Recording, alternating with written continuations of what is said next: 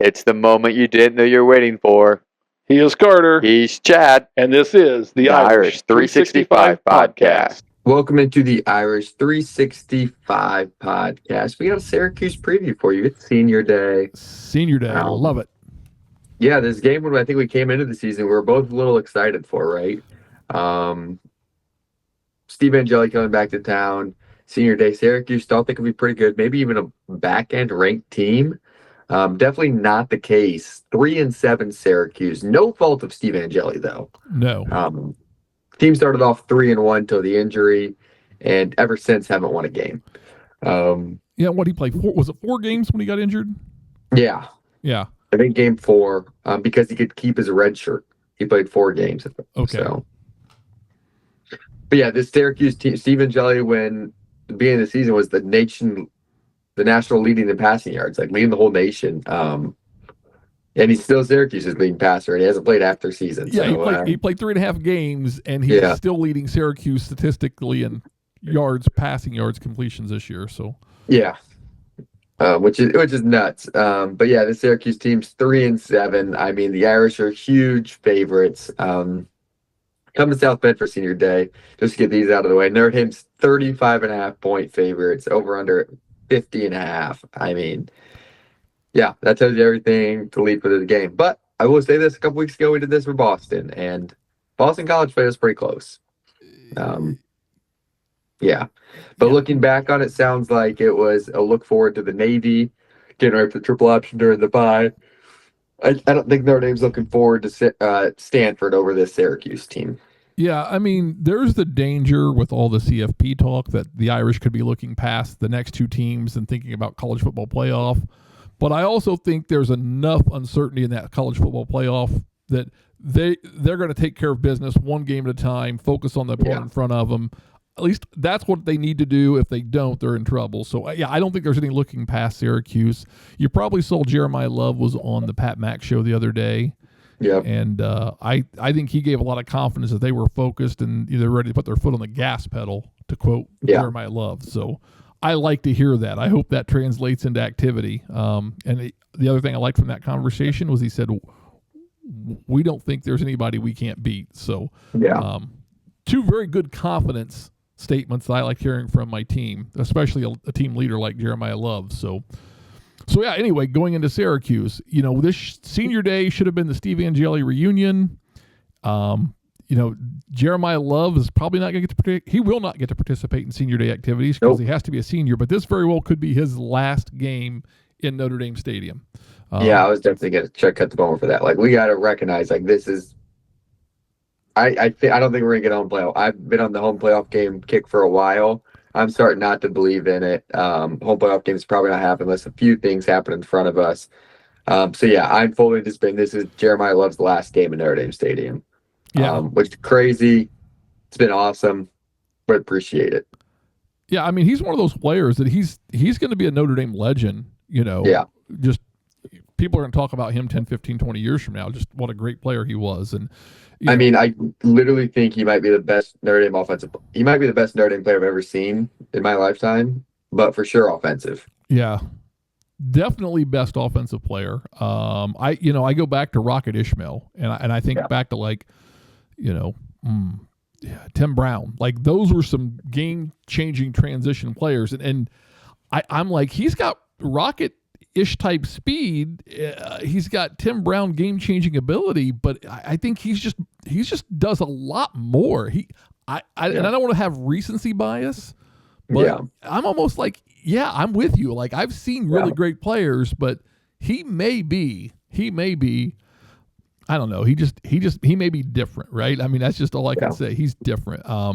So anyway, let's talk Syracuse real quick. Then let's talk Jeremiah Love Heisman hopes, or not hopes, and talk about the senior festivities, and then we could talk about the greater world of CFP. So not a lot to say here about Syracuse. I think you wrapped it up with the over and under being high, the point spread being high. Does Notre Dame cover? I guess that's the question. Yeah, I was going to say that's really the question this week. Did Notre Dame cover 35.5? That's a lot of points. That's a lot, yeah. But Syracuse hasn't been scoring very many points, and our offense has been clicking in the high gear. feels like the Syracuse team's kind of wrapped it in for next year. But here's what I will say.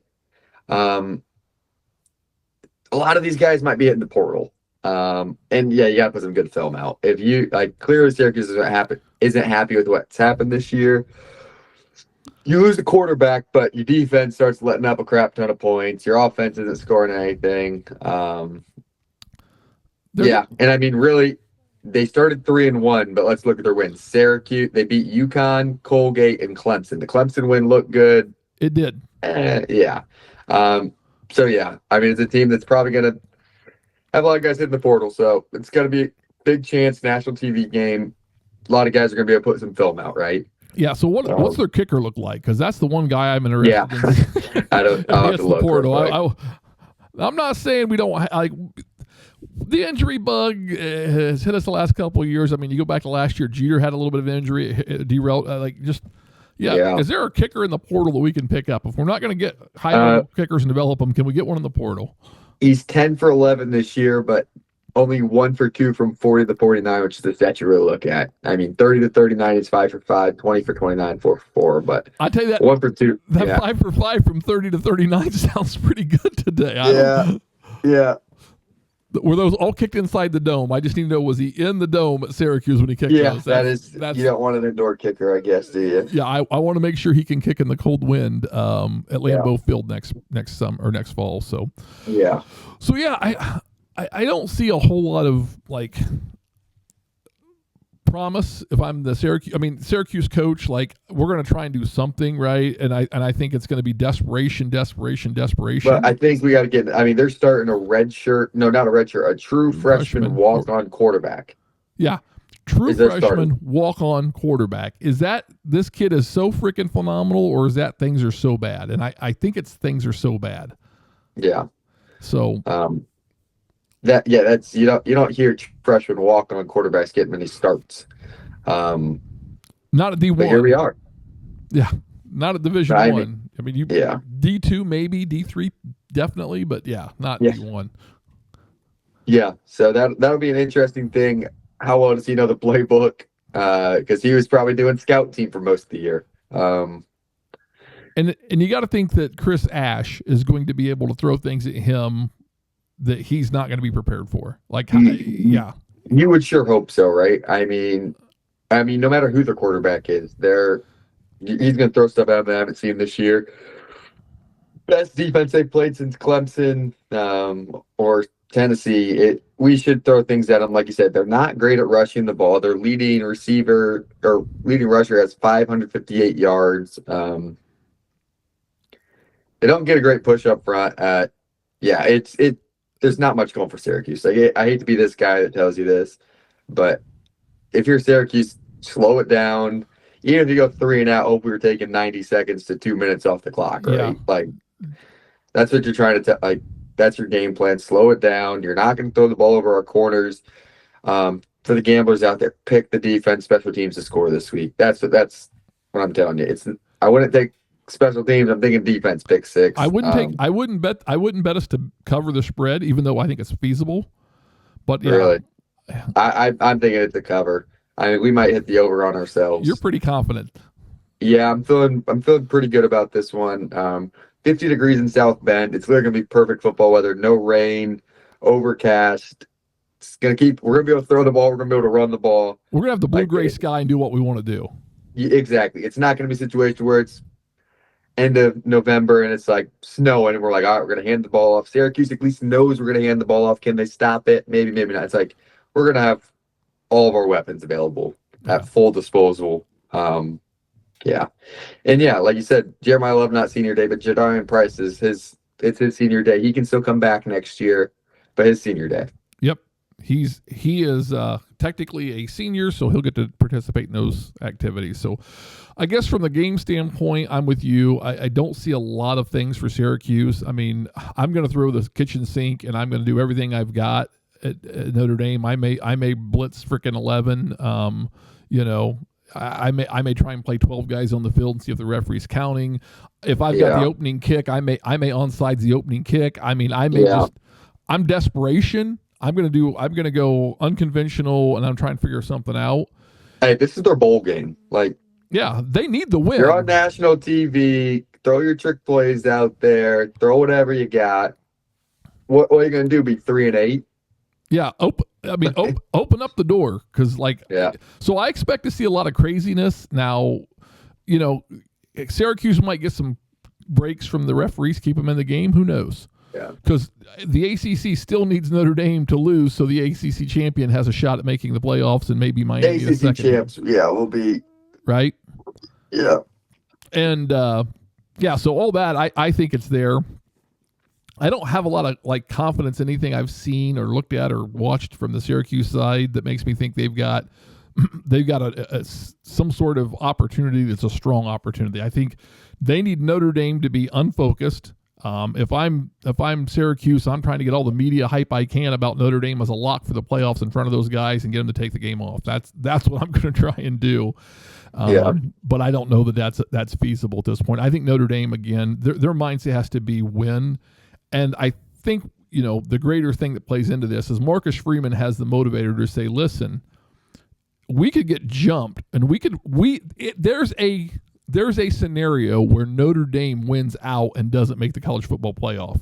That is a real possibility. I think it's a small probability, but there's a possibility because if Miami gets close enough in the ranking of Notre Dame, so I don't want to go too far down that path, but I think Marcus Freeman has the ability to use that motivation, get the team focused, and drive us to playing our best game because style points are needed in the next 2 weeks. We got to win, but we got to cover.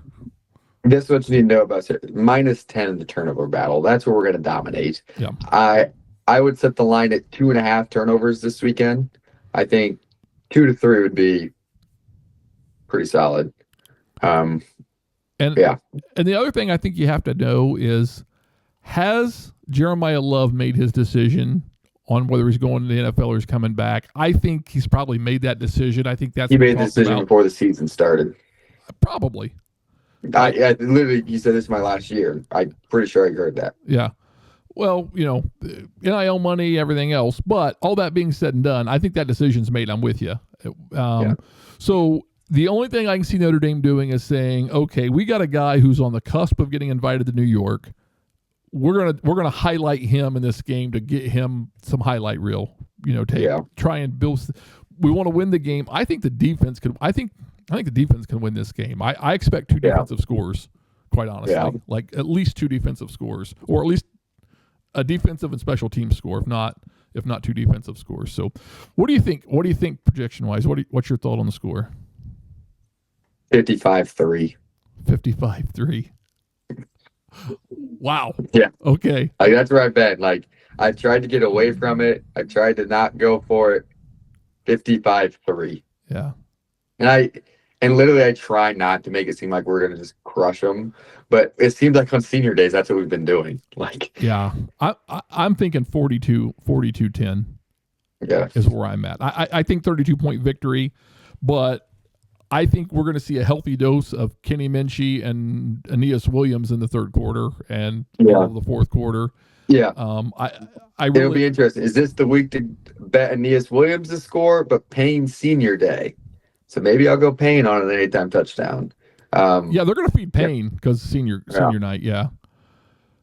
So I might sprinkle a little on Payne to score this weekend. Is kind of what I've been thinking. That might be worth $1. What's that? That might be worth $1. And I was thinking about going all 4 running backs anytime touchdown. Ooh, so that'd be an interesting one. Go Love. I'd probably go Love anytime first half because that'll get you. It won't be -600. Yeah, get Price in there minus.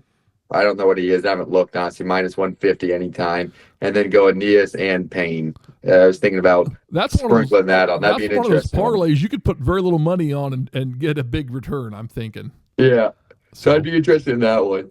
But yeah, I mean, I don't think this is anywhat of a contest. And it sucks because I thought it could be a top 25 matchup and came into the year. Yeah, I'm with you. I was expecting this to be a really interesting game, and it's lost a lot of sizzle. The Angeli injury just, was part of that. So yeah. Yeah, and my expectation is, like I said, I think the defense is going to score a couple touchdowns in the first half. I think we're going to see Jeremiah Love score his touchdown or two in the first half, and I think we're going to see CJ Carr maybe throw it. If it's 35-3 at halftime, it won't surprise me. But then like I said, I think late in the game, fourth quarter, Syracuse gets a junk touchdown because they're playing we're doing depth management, opportunities for third string guys or depth guys on the defense, and I think they're going to probably have a little bit of opportunity to do something there because we're going to go pretty generic, pretty vanilla. It's going to look like a high school defense, and their young quarterback's going to have some success finally. But and I think Minchie's going to score a touchdown or maybe two, seeing what it looks like. But I just think that's kind of where it's at. So I think they cover again. I think it's 42. I think it's 42-10. But I think maybe we're up 28 nothing at half, 35 nothing at half, and then, but we'll see. I'd love for us to put up a 70 burger, but or go Pat Narduzzi and score 100. But exactly. So what do you think, Jeremiah Love? Oh, you got something else on Syracuse? No, that's all I got on there. That's all about transition for you. But Jeremiah Love. I mean, you've been paying attention on social media. You've actually seen a little bit of a Heisman push, best player in the country, all this, all that. Feels a little late to me, but I know Notre Dame didn't want to early commit to it like they did Josh Adams, and then it kind of really fizzle out. And obviously it's a different era for pushing for a Heisman. Like usually the Heisman campaign, but now you got the NIL stuff, so you can't go out there and sell the 33 trucking hats without Josh Adams getting his cut, right? Yeah. And I don't think Notre Dame probably has a problem negotiating that stuff, but it probably just takes longer, right? Like Notre Dame can't just decide to go print a bunch of For Love shirts and sell them. But they've got to make sure Jeremiah Love's getting his share and all that stuff. So I don't know how that all works.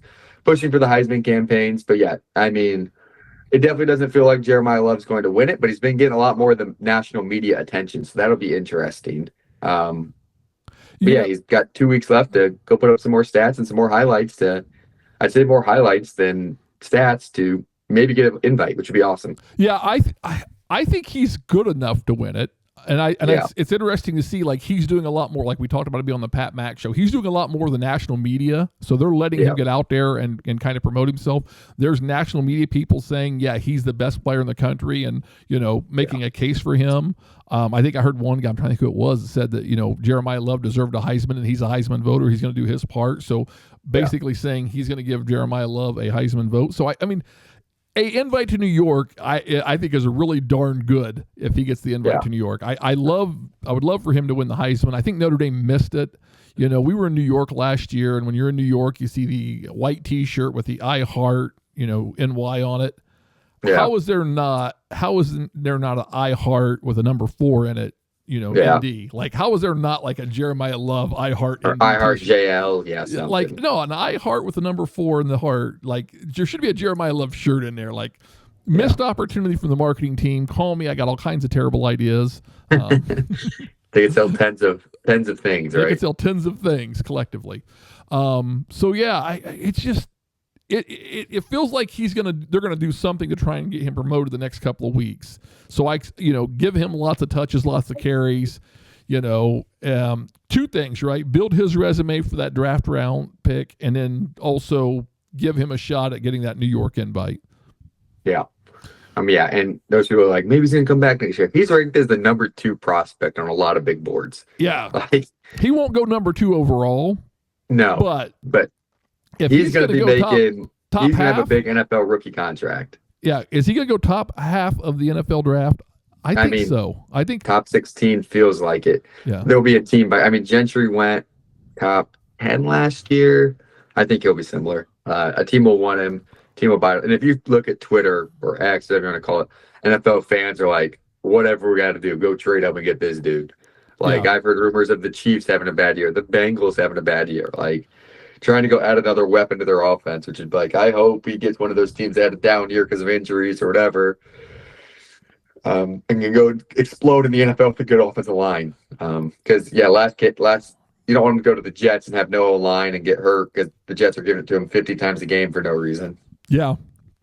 Maybe he'll end up at New England. That'll just irritate the crap out of me. Good for him. New England's going to be drafting too late, but Yeah, I know. Well, don't they have a ton of draft picks still stocked Maybe up they from like do. the Yeah, maybe Belichick they do. era? It seemed like they traded everything and had I know tons some of the picks. people get on the NFL draft kick this time of year. I'm not on there. You got to get me to at least January before I'm okay, now let's see.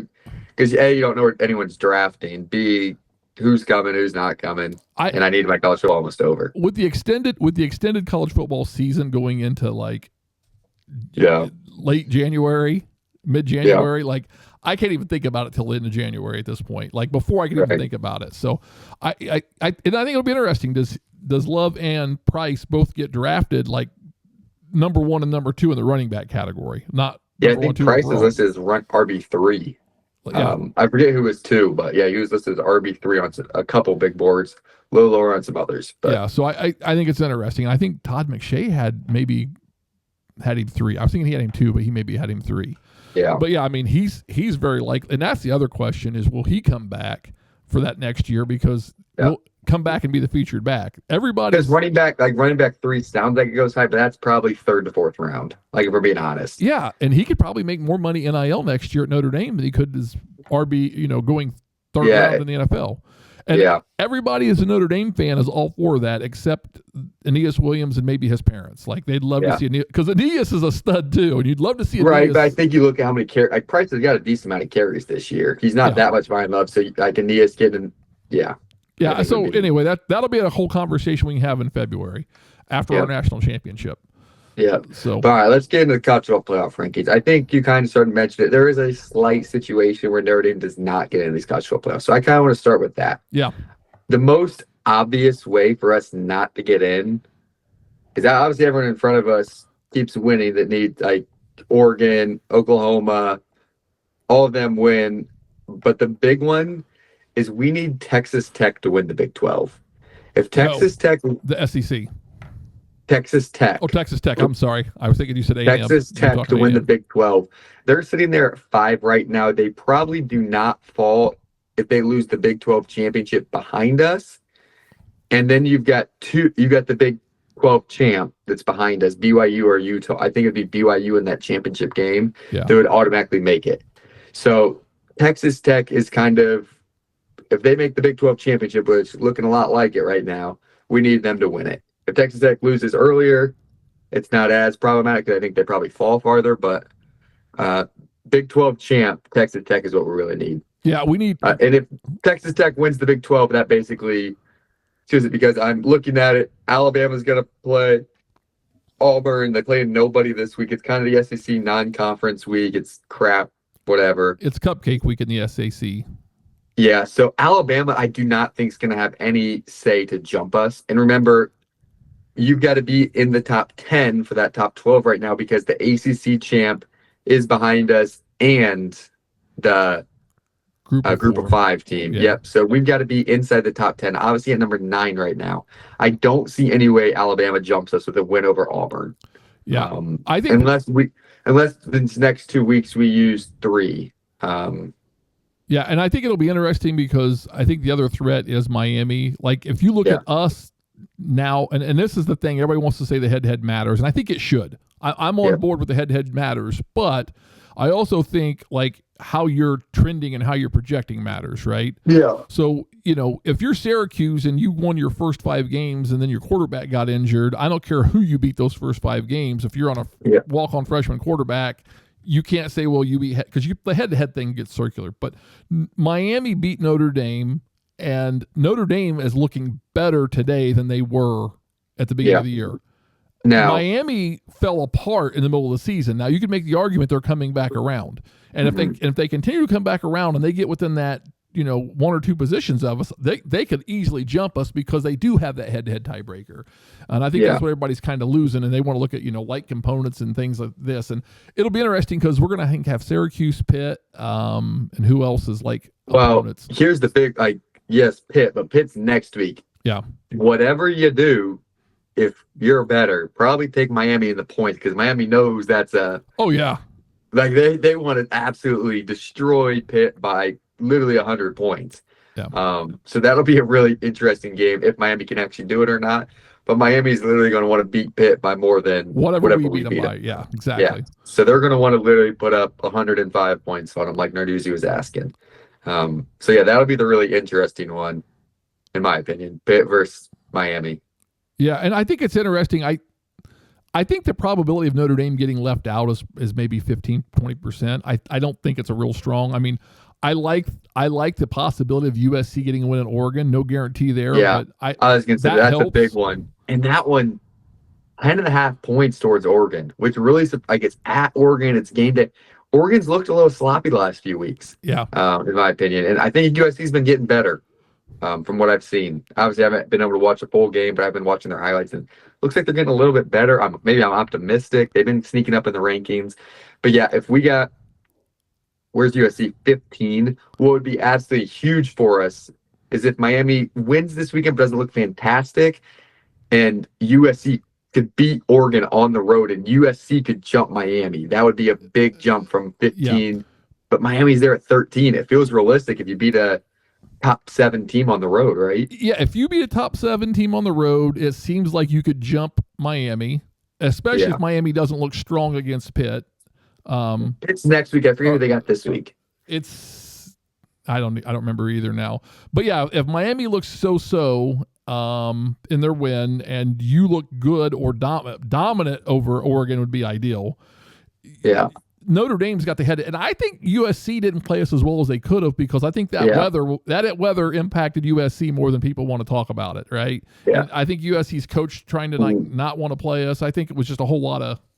Yeah. So Miami's on the road at Virginia Tech at noon, which would be interesting with all the James Franklin stuff. All these guys got their new coach in. They're going to be. I mean, you got to impress the new coach, right? Yeah. So I don't think there's any chance Miami loses. But you never know. But, I mean, we don't need Miami to lose, but we need Miami to win by like 10. Yeah. Like if Miami has a so-so win and USC has a good win or a dominant win over Oregon would be ideal. I mean, if USC could give us that buffer in front of Miami, it would be fantastic. Yeah. Because then, like you said, we got head-to-head matters, and we need space between us and Miami and USC. Because if it comes down to where Miami's 11 and we're 10, I mean, do I blame the committee if that's what they decide? No. But what the committee's been saying all year is like there's a gap between Notre Dame and Miami right now. Yeah. I guess they have the same record, but the way they've been playing and all that stuff. Now, if it comes down to we're comparing these two neck and neck, well, if they flip Miami, like that's what it is. Like they beat us. They did. You can't argue it. If they get to the point where they're close and they get ahead of us, and we go to the Pop-Tarts Bowl, which is now nicknamed the People's Champion Bowl. I do like that. Oh, yeah. So I wasn't excited about the Pop-Tart Bowl after we lost to A&M, but I'm getting a little more excited now. But yeah, you got to respect. You don't have to like it, but you got to respect it if the committee does bring the head-to-head into play, because it should matter. Yeah. Now, we just need to keep separation. So how do we do that? We need style points, we need big victories, and we need a little bit of help from our friends. Right now, our friend is USC this week. We need help from USC this week. That would be big. And we need A&M to win the SEC. Like if A&M goes undefeated, wins the SEC, and we can hang our hat on, we got this loss to A&M, but it was 1 point to the SEC champion, undefeated SEC champion, who was because A&M, if they do that, should finish number 2 in the country, and then whoever wins the Big Ten championship should finish number 1. I think it'll be an interesting conversation. Like, how far does the Big Ten champion lose? I know I've been calling for the Purdue upset over Ohio or IU.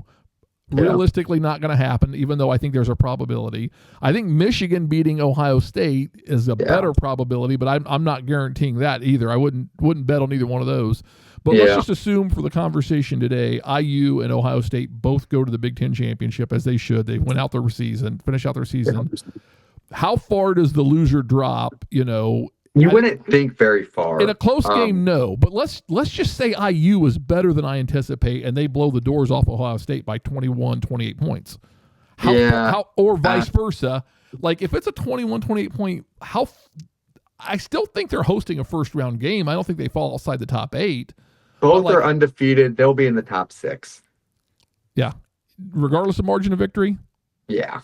Because if I know anything about Signetti, he's going to want to put up 100 on Ohio State. Whether he can or not is another story. It's just one of those, like, I don't see it. I'm going to say 99% chance it's less than a 2-score game. But Fair enough. I don't think they're going to get dropped by outside the top 6. I really think Big Ten champ and SEC champ and runners up.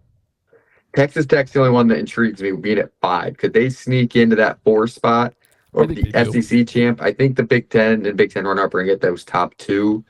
Texas Tech might be the one that can sneak into that 4 spot. See, here's how I think it is. I think Big Ten, SEC champion are 1 and 2. Yeah. That's a lock. Regardless of point spread, those 2 guys are 1 and 2. If it's close in the SEC championship or it's close in the Big Ten championship, one of those 2 teams will get 3, and I think Texas Tech could slide into 4. And then, I mean, if I lost the SEC championship, and I got a choice between a first round bye and a home playoff game, boy, that's a tough decision. I might want that home playoff game, or if I'm because the atmosphere.